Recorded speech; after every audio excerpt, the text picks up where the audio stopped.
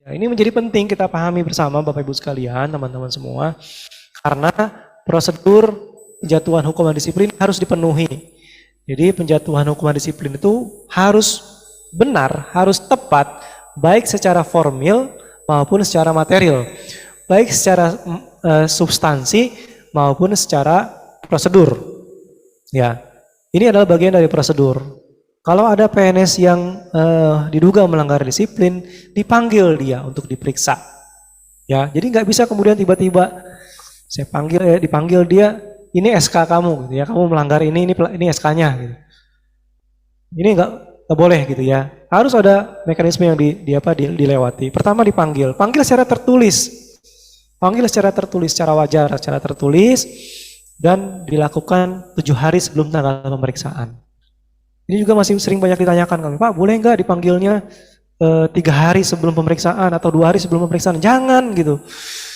Jadi kita berikan juga kesempatan kepada yang bersangkutan yang diduga melanggar itu untuk kemudian dia mempersiapkan diri, dia mengumpulkan bukti-bukti dan seterusnya. Kita juga yang memanggil nih, apakah itu dalam kedudukan sebagai atasan langsung maupun sebagai tim pemeriksa juga harus mempersiapkan diri gitu ya.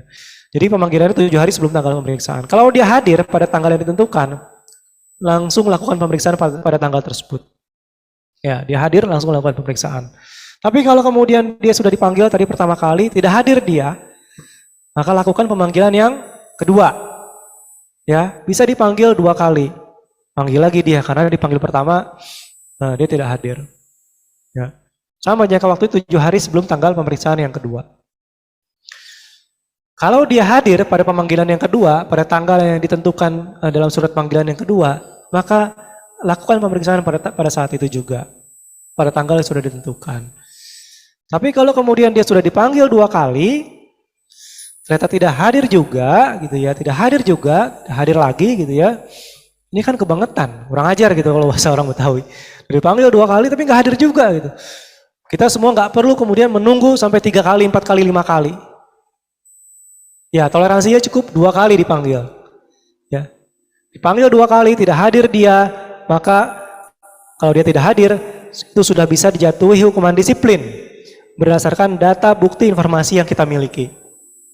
Ya, enak aja gitu kan, masa kita harus nunggu 2, 3, 4 kali, 3, 4 kali. Mungkin kita nggak ada kerjaan. Jadi cukup toleransinya 2 kali. Ya.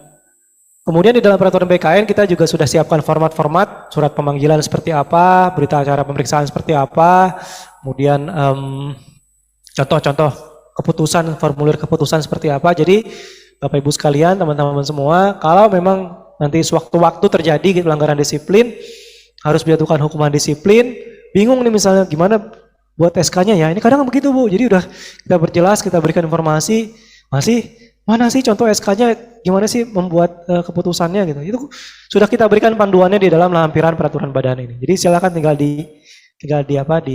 dipakai begitu.